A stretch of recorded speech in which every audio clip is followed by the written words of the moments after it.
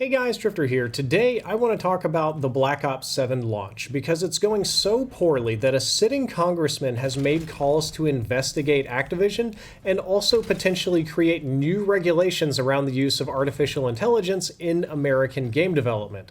I wish that I could say I was kidding or exaggerating or this is just some nonsense I'm spouting because I'm a hate channel, but it's extremely real and it's something that we're going to talk about in depth today in the back part of this video. But back to Black Ops 7, the rest of the launch has been equally disastrous in terms of sales, player retention, reviews, and a number of objective quality measures. It's going so poorly that I would say this might be the true beginning of the end of Call of Duty, or at least an end of the era of Call of Duty dominance for FPS games. Black Ops 7 has flopped so hard that I decided to flip-flop on my goal of not talking about Call of Duty and also not talking bad about it for the sake of views. For all 12 of you that don't know, I'm very sick, maybe dying, we don't know, and I quit Call of Duty this year due to burnout and the fact that I didn't want to spend my last days of creating content just cranking out Call of Duty hate content for views, and I kind of wasn't intending to cover this topic. But Black Ops 7 is cratering to the point to where it came back onto my radar again because, again, Congress is getting involved. It became a topic so big that I felt that I had to talk about it because it represents a monumental shift in the gaming landscape and especially in FPS gaming. Like, it's not just Call of Duty news anymore, but Black Ops 7 is games industry-wide news, or more specifically, the Black Ops 7 launch debacle. So we're going to circle back around on the congressman and hit some details, but for now, I want to talk about some objective measures of the success of Call of Duty Black Ops 7's launch, and I think we should start by talking about sales numbers. According to Metro UK, physical retail sales of Black Ops 7 are down 61% compared to last year. That's an utterly massive decline for Call of Duty, which is usually extremely consistent in its sales. And there are some arguments to be made that this data only comes from the UK and it might not be reflective of the rest of the world, and arguments that are reasonable, such as corporations are shifting towards digital sales of new games and retail sales are going down every year, but that doesn't account for the really precipitous drop here. Typically, the decline in rate of retail sales is something like 10% or less per year. And also, if a game is really hyped and it sells really well, it's not uncommon for it to buck that trend just because the game is so popular. So while this is an imprecise measurement of game sales, and I'm sure we'll get more data later, I do think that it's good enough for us to reasonably infer that sales are going to be significantly down in other regions and through other distribution methods as well.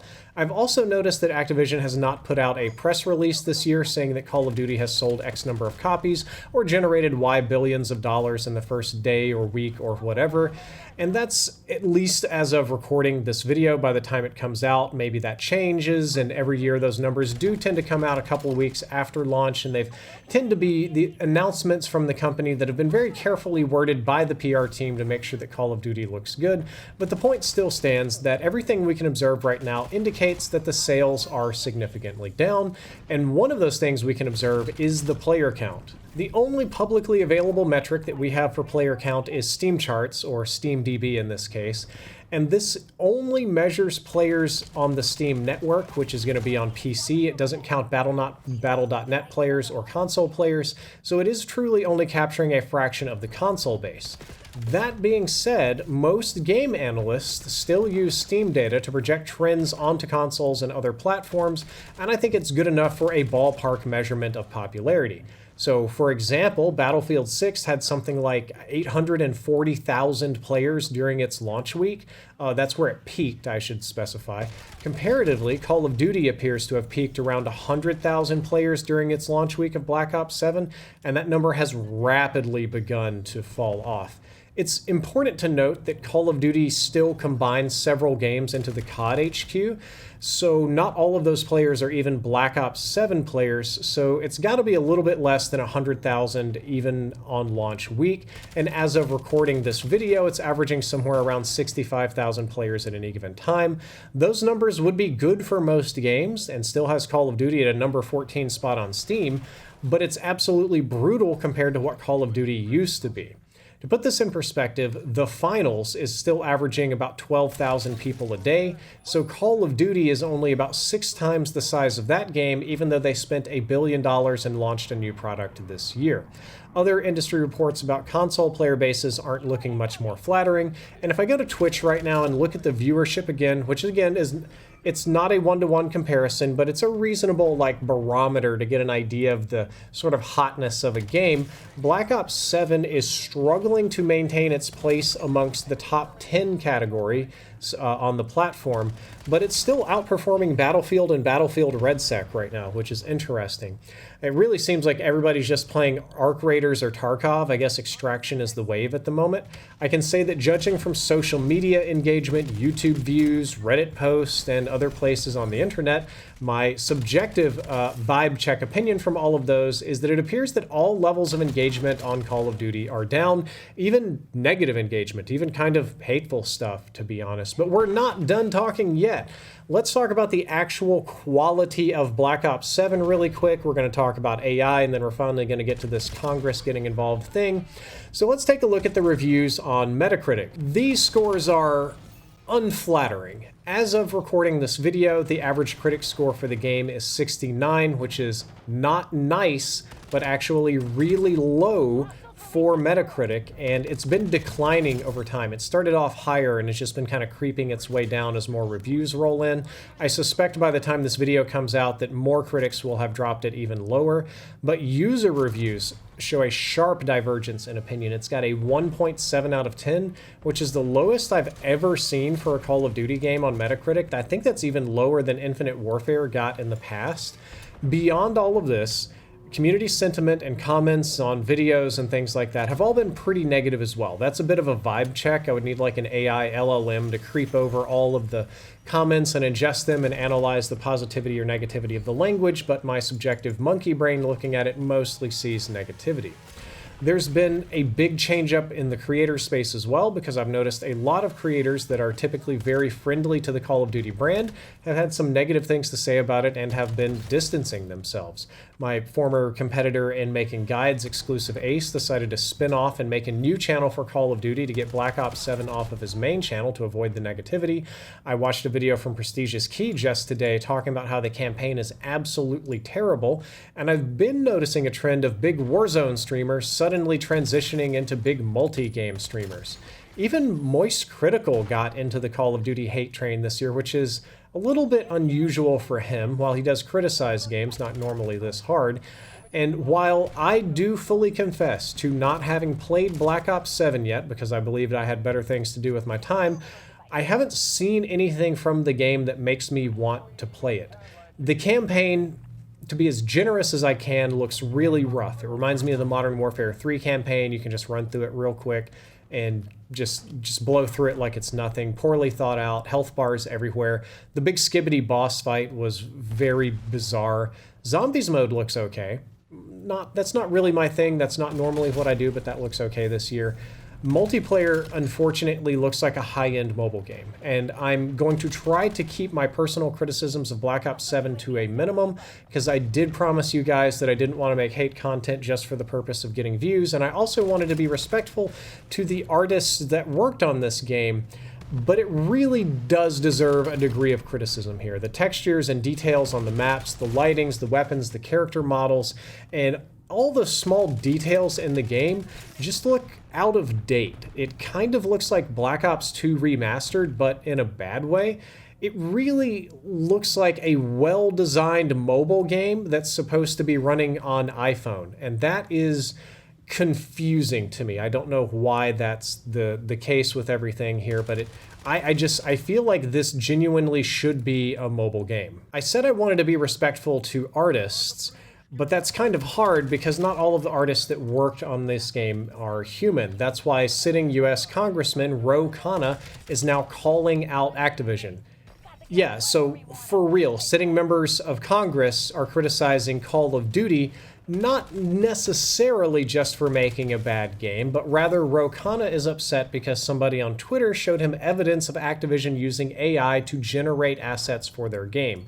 And while it's not exactly proof positive unless somebody at Activision confirms it, all indications are that they have started creating calling cards, emblems, and some of the in-game assets using AI. We know that they make some things using AI, we're just never really allowed to know what. This usage of AI in particular is noteworthy in its egregiousness and in the fact that it was using last year's very popular Studio Ghibli AI generator model that resulted in a big lawsuit. I fully admit to being an AI hater, but I don't mind AI that's done right.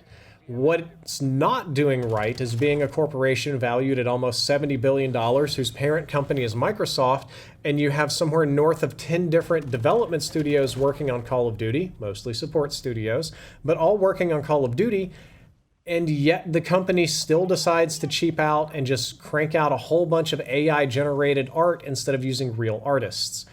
I think that's absolute nonsense. If a one-man dev team who's publishing indie games on Steam wanted to use generative AI to make some kind of assets that he didn't have 500 hours to do, maybe I wouldn't prefer that as a customer, but I would get it. I understand the necessity there.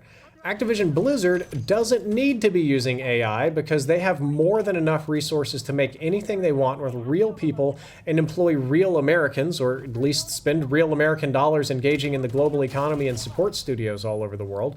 So Ro Khanna is really recommending regulations or possibly investigations in the standard politician lip service kind of way to get some sort of clout or whatever for it. But his goal is to hopefully prevent American game developers from losing their jobs to artificial intelligence. I agree with his sentiments in all of this, but I also recognize that's just not how capitalism is going to work. So I think that this is the end of an era for Call of Duty, but it could be the birth of a new era for gaming. So now that we've discussed all the details, I want to offer you an opinion. This is truly the end of an era for Call of Duty and the beginning of a new era for gaming in general, more specifically for FPS gaming and AAA gaming, but definitely a new era. Call of Duty's decades-long dominance is over. Battlefield literally crushed them this year. Several other games did too, to be honest. The community's sentiment has turned negative against Black Ops 7, and thus Call of Duty's time as the undisputed #1 king of first-person shooter gaming is donezo. There is a chance that this is a slap-in-the-face kind of wake-up call to the leadership at Activision to revitalize the Call of Duty brand in some way, and ideally, in the capitalist market that we live in with lots of competitors, that should drive competition and an increase in quality of goods because customers are going to choose competing products, or they're just going to choose whichever one is best. However, in our corporate-dominated world, oftentimes it's the people who made the mistakes that decide to who gets punished for their mistakes. And I don't expect executives to be punishing themselves.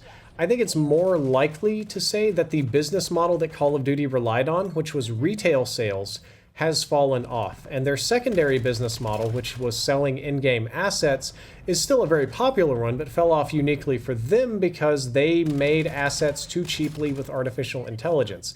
That and their player base is getting old. I personally have been playing Call of Duty for 25 years now, and the modern Call of Duty games seem to be made with TikTokification in mind. They're designed to appeal to a new generation of gamers that I don't really fit into, so the game doesn't necessarily appeal to me, but I also don't think that it appeals to the Gen Alpha ADHD kids that they're trying to attract. Sometimes it just doesn't work for any group, and sometimes a failure, a bit of creative destruction is necessary to create change, and I hope that whatever change it creates, whatever comes next, is just genuinely fun. Be that from Activision or from Call of Duty or more likely somewhere else in the market. I just want this sort of destruction to turn into something good for all of you. I don't know what's coming next in the FPS space or what the next big game is or platform or cool game mode like Battle Royale. That was a big thing a while back. But I doubt it's going to be coming from Modern Warfare 4. Guys, that's all for the Call of Duty discussion in this video, except for the fact that I've had a perverse joke lately. I've been getting sicker lately, and I've been wondering if me and Call of Duty have a symbiotic relationship like that kid in E.T., in the movie E.T., Like, when the more sick ET gets, the more sick the kid gets, and vice versa. Like, the worse the Call of Duty brand does, the worse I'm getting. Maybe I should be out here shamelessly glazing this game, trying to get people on there so that my health will bounce back. I know that's literally magical thinking, but it has been on my mind a little bit. I'm down a little bit bad, but still going to be cranking out videos, and hopefully I will be back to gaming proper again. If we're lucky, I could be streaming by late December, January again. If I can just get this one finger to actually move, that would be great. Guys, thank you for watching. I hope that you enjoyed this video. I hope that you learned something useful. If you did, don't forget to like, favorite, and subscribe. Drifter out.